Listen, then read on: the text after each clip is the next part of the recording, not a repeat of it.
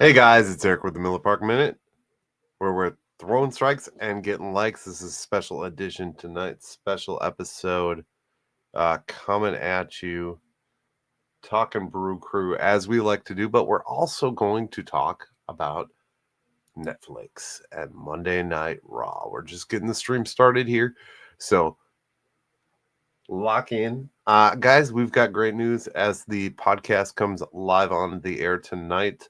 We're officially back on all of our sources. We've got stream. The StreamYard goes on every night. It's going to happen every night, Saturday afternoons. We've got Spotify, iHeartRadio, Apple Podcasts. We are back on all of those sources, and we are glad to be there. We are super glad to have figured out we're on Rumble. So if you ever want to join in the live session, you can always just stop on by. We've got a lot to talk about. There's a slate here. I'm covering Monday Night Raw tonight because why not? The debut on Netflix. There's a lot to talk about. If you're not here for that, hang tight. The second half of the show is going to be about Milwaukee Brewers baseball. But tonight we are talking about professional wrestling. One of my true loves, my passions for my entire life. It was a good show. I'm not gonna lie. They started out with The Rock. Well, they started out with Triple H. Then they went to The Rock. Just a lot of a good debut. Bringing a little bit of old school with the new school. I gotta say there was some big pops for the legends that showed up on the show, and that was really fun. One of the best parts of tonight's Monday Night Raw had to be that they mixed it all in. They got it all done, and what a good finish. Good matches. They didn't do too much. They didn't have too much. They drew it out more like a pay-per-view. And that's what we expect from the show. The show of shows. Let's get into it though. So starting out with The Rock, and I don't know how you guys took it as as fans. I looked at it as like it was really weird in a way that he acknowledged Cody Rhodes. And I don't know if they didn't want to start. I thought Netflix had to be involved or something because that seemed very weird that they didn't continue like the blood feud and the what did he give to Cody Rhodes? What did Cody Rhodes put in his pocket after WrestleMania last year? They didn't talk about any of that, and that kind of got blown over. And that just baffles me. It baffles me 100%.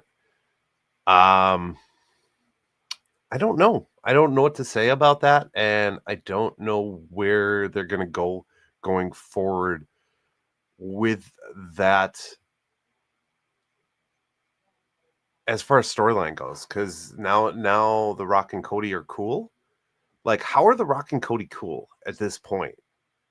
That was very weird. And then he basically he buried the lead almost with Roman Reigns. He called him the tribal chief right away. And I think that was one of these legends coming back and misspeaking type of deals. And that just floored me. That was that was a hard thing to understand, like why they did it that way and what happened. They got Roman talking on the post show right now, but I can't copyrights and such, so can't air that or even listen to the audio right at this moment. I will check that later and have more private reactions, maybe on Twitter. I don't know. This is a new thing I'm going to try. I'm going to try and talk about wrestling every here and there. A couple people have suggested that I have such a passion for it that it needs to be something I speak about. So I'm gonna mix a little Raw and Brew Crew talk on Monday nights. If you're down for that, maybe SmackDown. We'll just see. Pay-per-view reactions. I like to throw in pay-per-view predictions in my. If you've been a fan of the show, if you've watched the show for any amount of time, I throw in pay-per-view predictions.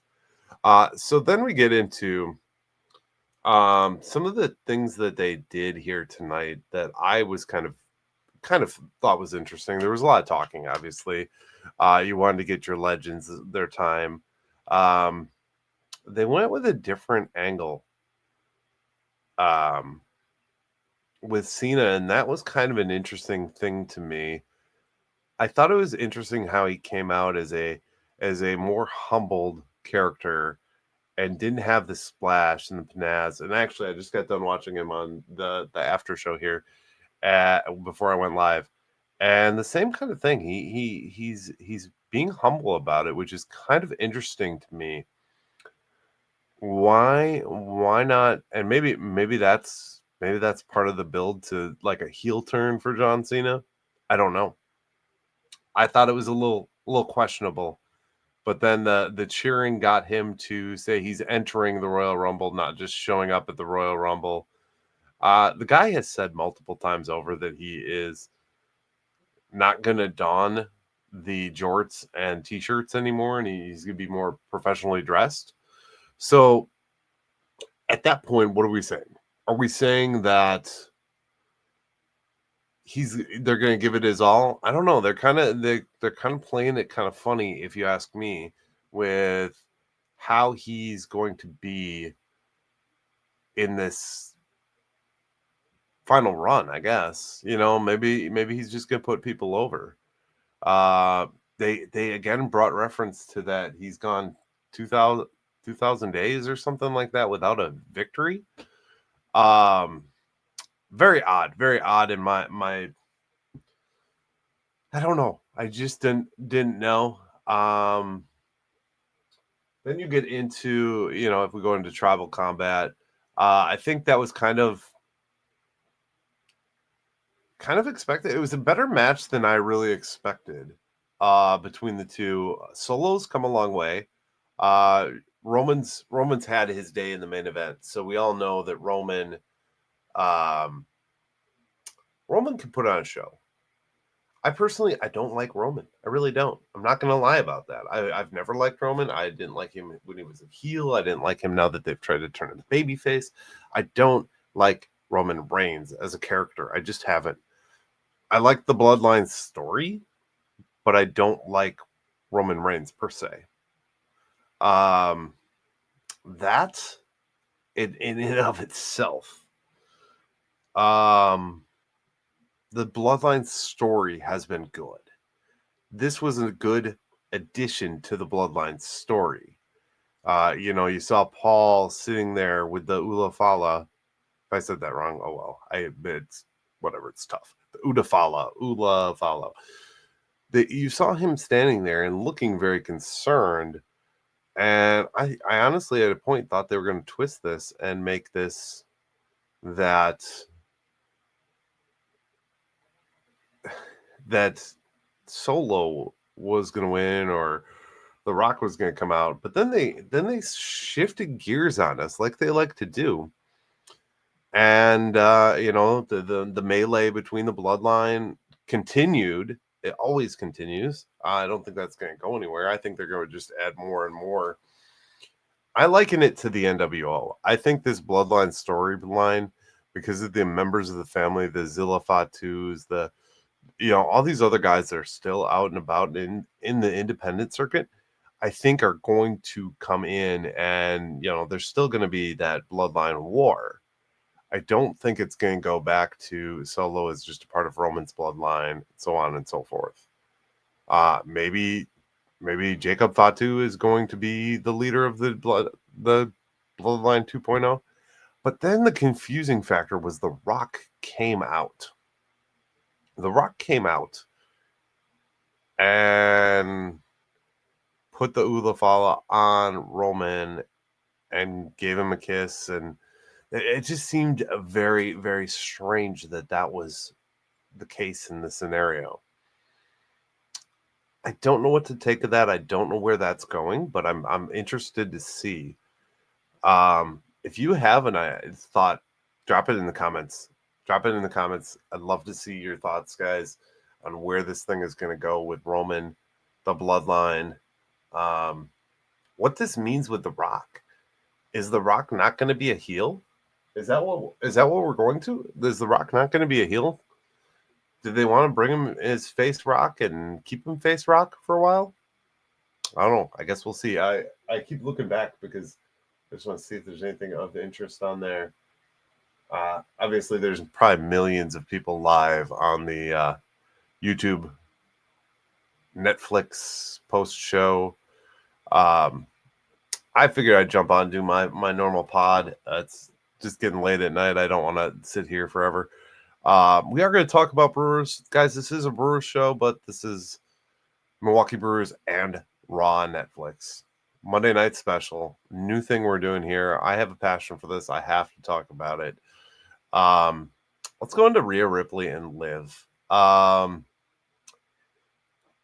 and Ripley and Liv is one of those storylines, I think, that's been going on for far too long. It's when a storyline gets old and stale, no matter the magic, the chemistry that these two have,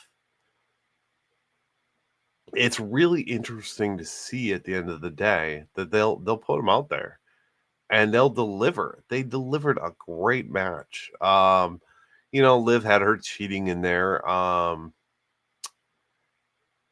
But Rhea hit that riptide 2 times and got the 1, 2, 3. The interesting part was, I don't know if you caught this, but Rhea said to the title, she said, "I love you," and that was funny to me. The part with Dominic sneaking up on her was interesting, because it looked like he was going to attack her, and I think that's what it was built to look like. They're actually showing it right now on the Netflix or on the Raw after. But just the brutality that these two women wrestle with is insane. And then obviously, she actually acted like she went to hug him and kicked him in the nuts, which was just comedy, just absolute comedy in my eyes.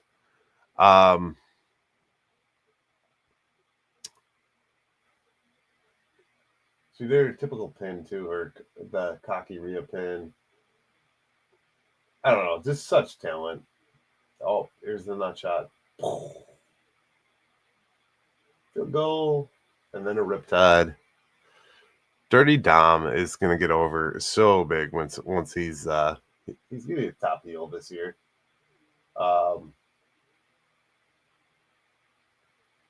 She's got the hardware back. They're talking to her now. Again, that story I'm hoping is finished at this point. I don't know. I really don't foresee that we get to a point where they don't put on a good match.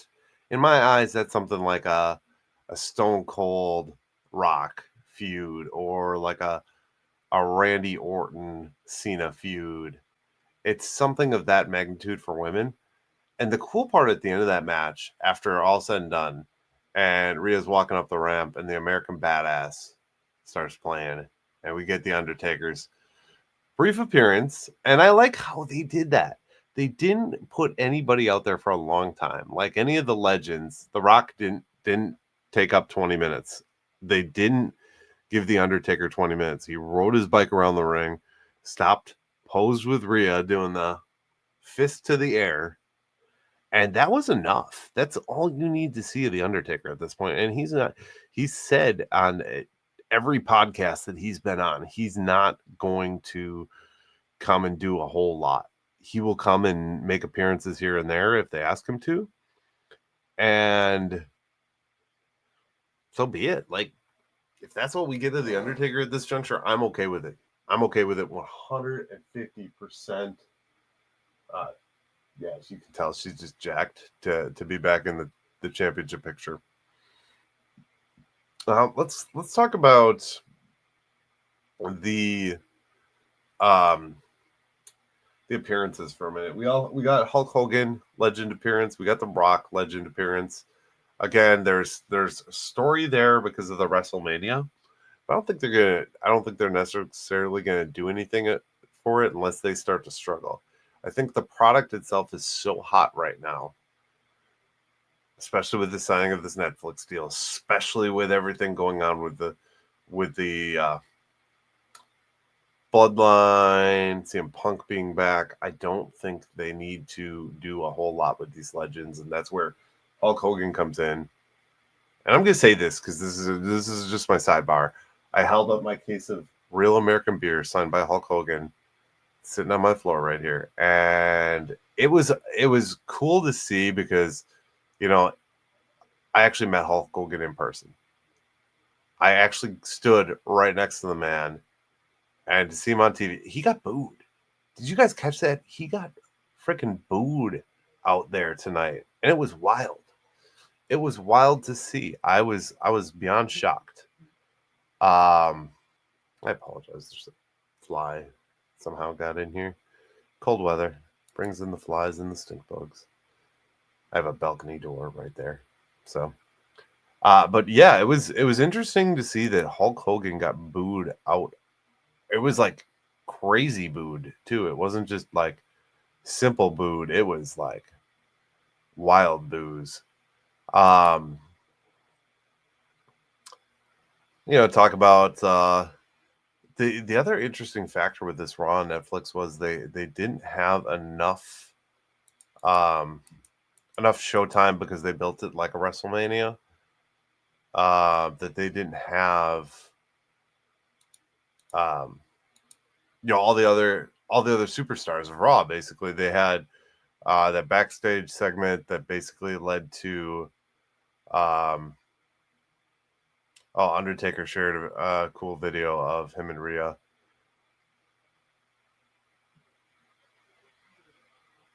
That's cool.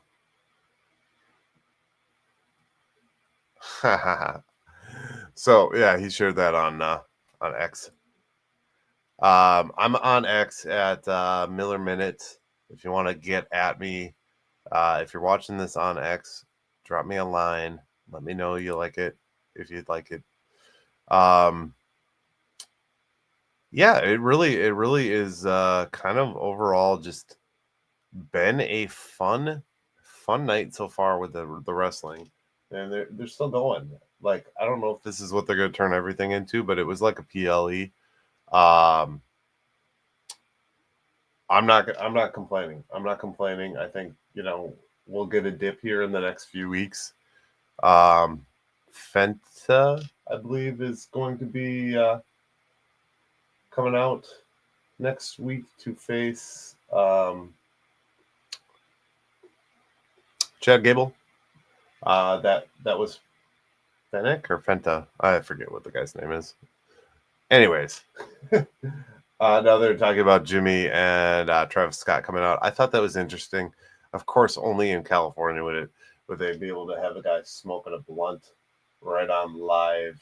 Well, I guess it's not live TV; it's live on Netflix. So I guess you can get away with smoking a blunt live on Netflix. But yeah, that was kind of interesting. He had the. Did you see that he had um,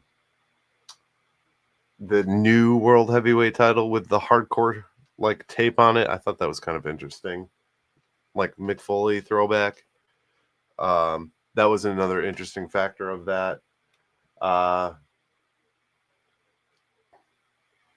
Main event Jey Uso is always fun. It was good.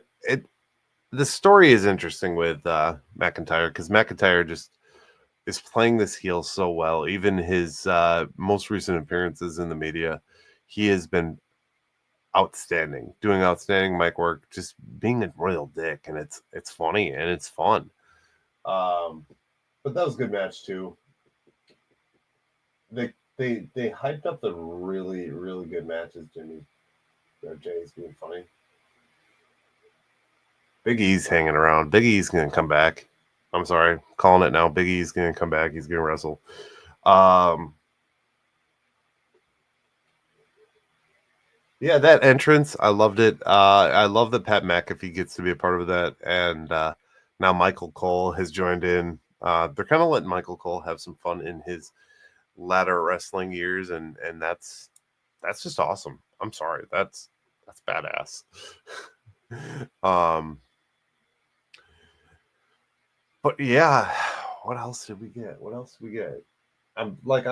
there's so much here. There was really so much to the Raw on Netflix, and I loved every piece of it. I really did, but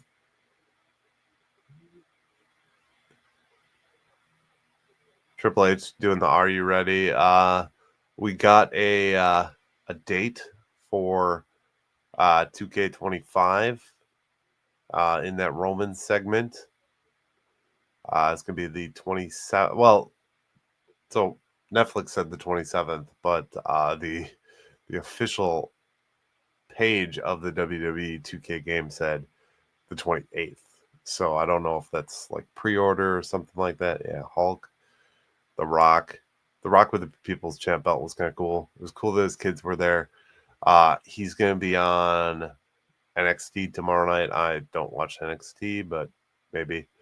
I thought it was interesting that they showed a lot of the crowd, the celebrities and stuff like that. They made it a really big deal, which was really, really fun. Um,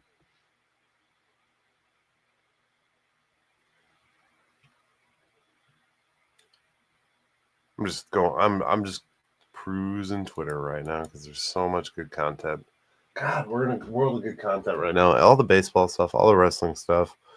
Um, yeah, I think it goes without saying that we need to talk about the. I didn't catch that Jay was on the table with McAfee and Cole. I missed that spot. I must have looked away. But I think we need to talk about the main event.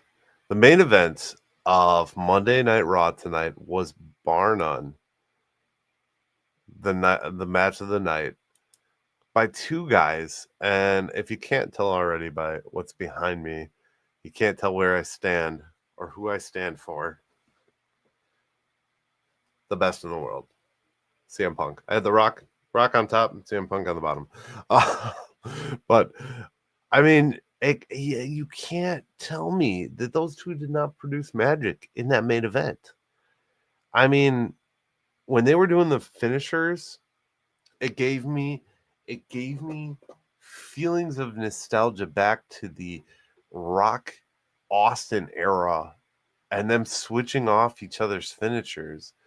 Like the Stone Cold vest on the Rock and him hitting the Stone Cold Stunner. That's the vibe it gave me, and it was so amazing. It was so cool. And they really drew it out. They made it next level for a Monday Night Raw main event. And that was probably tough to do because you don't know what kind of live crowd you're going to get. If you saw at a certain point the table or the ground level of this event was basically all the execs and superstars were all sitting down. Like that was the VIP. There wasn't too many fans. We did get wrestling shirt guy behind. The green smiley face shirt guy was behind. Oh, Punk's talking. Oh gosh. When Punk gets in media scrums, it goes bad. Oh, maybe this is new CM Punk. He's kind of an enigma. He reminds me a little bit of Aaron Rodgers in that way. But yeah, it was really good how, and then just the way they were falling into each other's moves. They were falling right into each other's finishers. There was one sloppy spot that I saw. I don't know if anybody else caught it, but there was one sloppy spot where Rollins had to push Punk closer to the ropes so he could put his foot on the rope. Other than that, it was pretty smooth. Them catching each other was phenomenal. And Rollins really delivered those go to sleeps. But in the end, they put Punk over, which I think they needed to. I think Punk needs to get as many victories going into this year as possible because I think they are going to be using him in main events. I think that's part of his contract.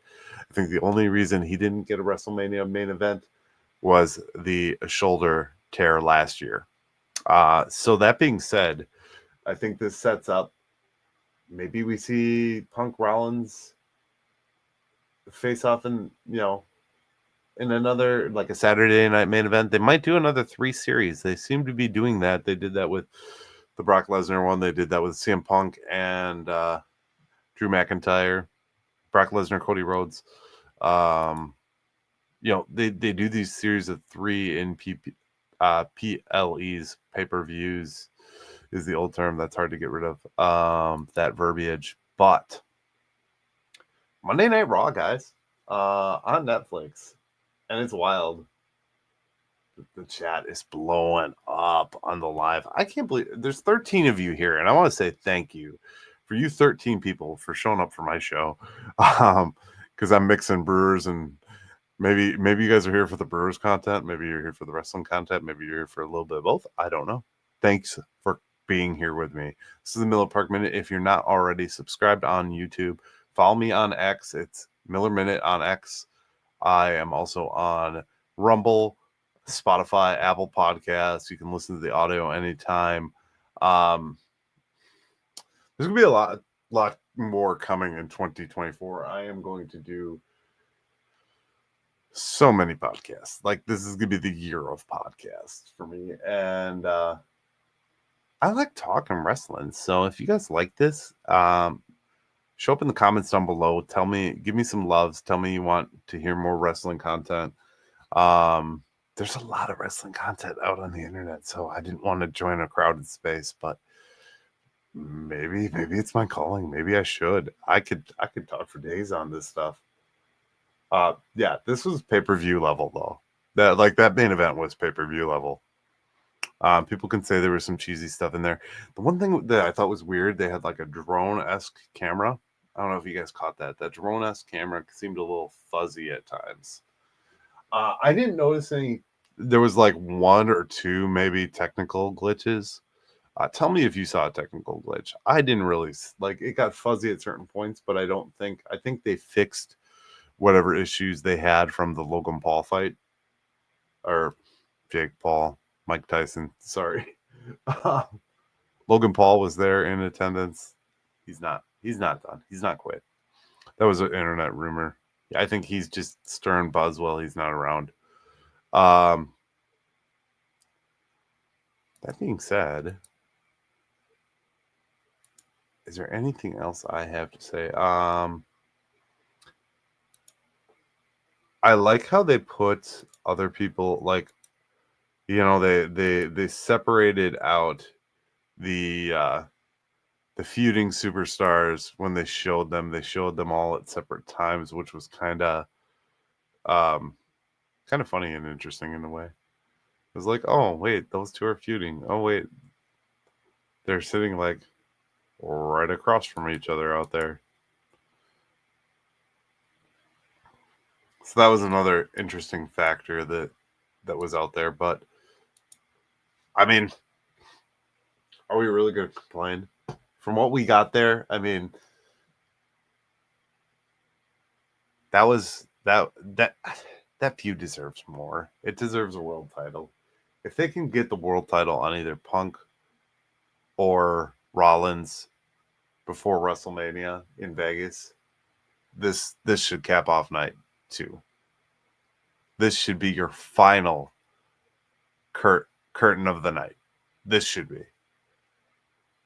Let Roman and Cody or The Rock go on night 1. Let this finish the show. The best in the world for Seth freaking Rollins. Come on. Like, that's got Vegas WrestleMania night 2 written all over it. And there were so many rumors and so many stories and articles, and the wrestling world, I will tell you, is not a fun place when it comes to rumors, because they tease so much. Like, okay, I think we all know CM Punk wants to wrestle Stone Cold. There was rumors circulating up and down that Stone Cold was going to be there, and came out to not be true. Will we get that story? I don't know. Is that part of CM Punk's contract? Does Austin really want to wrestle CM Punk? Will we see that in the future? I don't know. Oh, He's eating donuts again. He is eating damn donuts again. He's like comic relief now. All right. We're going to move on. If you like the wrestling content, please comment below. Let me know that you're here for wrestling too. Because I can do a baseball show. I love talking baseball. But I also love wrestling. So if I can get this out in this platform and do this on a weekly basis, I'm going to. And we're going to try this next week. So if you want to come back, chat wrestling, get in the comments, let me know, subscribe. Maybe we'll be a dual purpose channel. I didn't think it would ever work, but by the fact that 14 people showed up live here tonight says it might. So on the news factors of the Brewers, we're going to switch right over. We're going to transition. So if you're here for the baseball, we went 31 minutes in. Maybe I should bookmark that and put that at the front of the episode so people know. 31 minutes in. Baseball content. If you were here for the wrestling content, great, thank you. This will probably be a standout show next time. We're going to talk more about this. We're going to talk about PLEs. I always add that, but I never know who's actually got the interest. So if you're a fan of both, great. Hang out. Sit with me here. All right. So we made a deal today. Nothing huge. Jake Bowers. He returned on a minor league deal. Fighting to earn his spot on the 40-man roster. He's a non-tender. Basically, it was just a pay issue, like we got re-rack the pay issues with the minor league guys. That's where I say Wade Miley is too. I think he's a pay issue. I don't think he's going to but yeah, he'll come to spring training, get an opportunity to fight his way onto the team.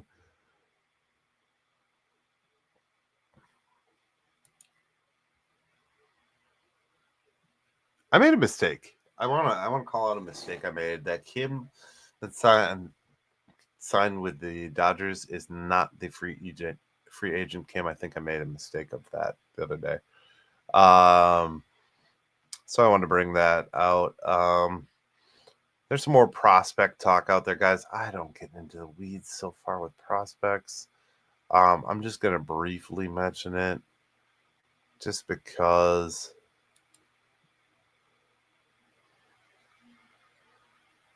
it's here and it's available to talk about. Jacob Mizorowski is the Brewers. Ooh, it says best future closer. That's an interesting one.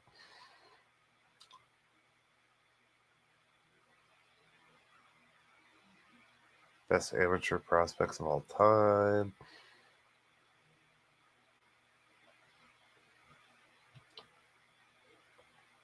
What's it say our hitting prospect is? Cooper Pratt. That's a new name. That's a relatively new name. So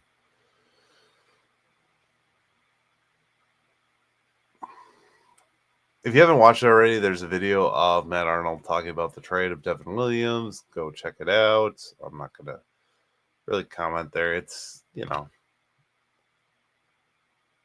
Matt Arnold, Executive of the Year. I thought that was a good one. The Coach of the Year. I mean, do we ever get sick of accolades? I know there's Hulk again. I know that there's a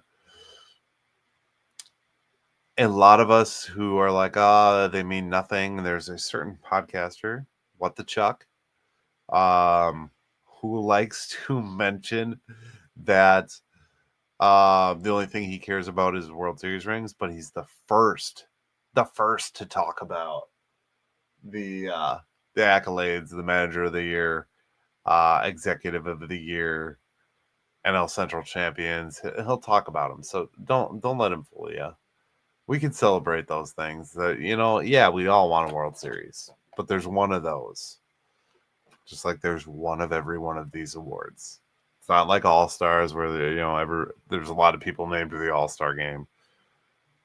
There's one All-Star, or there's one World Series, one Manager of the Year, one Rookie of the Year. There's one of all those titles every year. So they're still a big deal, is my point. It's my exact point. As far as baseball news, it is quiet out in the land of baseball news. There is no talk right now of really much. A couple minor signings. The other thing that I did notice today is some of the podcasts are coming back and starting to talk rumors, predictions. We did our prediction show yesterday. If you haven't, go back on the channel, watch that. I really always enjoy that episode. I'll bring those back up in the future here. One of my favorite things is to talk about those things that could potentially happen. Why? Because what do we have to look forward to in the future? Chris Martin got a deal. Rodsy Contreras, Reds. Oh, Gavin Lux got acquired by the Reds. That does make the Reds better. Former Wisconsin kid. That's the only reason he's going to get some accolade or some mention. He struggled, though, with the Dodgers last year. He hit 242, 328, and 364 in 102 games. The Dodgers are just too crowded, so he got pushed out. He didn't get re-signed for that strict fact. The other thing I failed to mention and failed to think about, and I got reminded today, I was listening to Talking Baseball. If you haven't watched, don't listen to Talking Baseball. They're good information on the rest of the league. Kyle Tucker. That's a move that we should not forget about, that Kyle Tucker was traded over to the Chicago Cubs. Now, I think the Chicago Cubs are a long road away from having a full squad of talent. They have picked up, that Emmett Shota.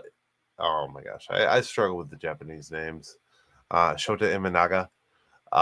So they did pick up him. That's important. Or they did sign him prior. So he's an important one. As far as anything else in the Brewers news, who's the next major trade candidate is a Bruku Ball story. They're talking Freddie Peralta, Joel Payams, William Contreras. We'll see how those go. I think Freddie's going to still be relatively inexpensive. Joel Payams, he's a reliever, so yeah, he could get traded. I mean, we don't keep relievers around long term.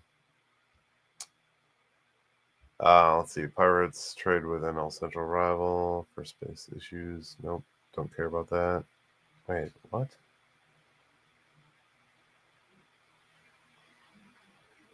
Oh, these are predicting moves.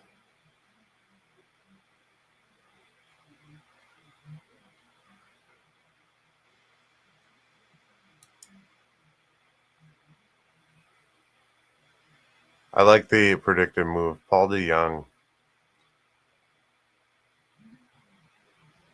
I don't know about that. I will say that. I'm not a big predicator. I like to say that I think that we're going to get guys, but I don't necessarily know. We are waiting for moves. Bowers, decent one. That guy had made some key hits at some opportune times last year. Not a bad year with the Crew last season. Good to see him back. I always like the pieces to be there for anything and everything. Yeah, 214, 303, 419, hitting 26 home runs in 517 plate appearances last season.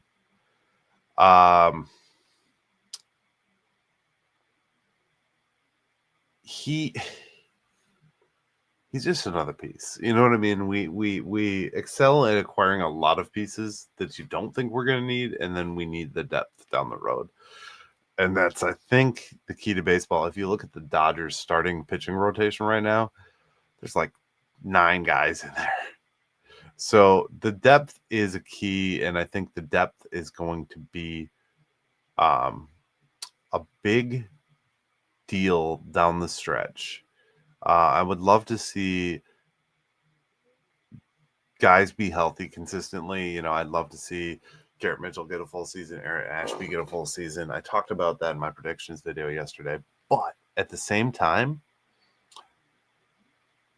we know it's not going to happen. You know you're not going to get everybody healthy all season. You build for depth. That's where this move makes sense to me. That's where we do it.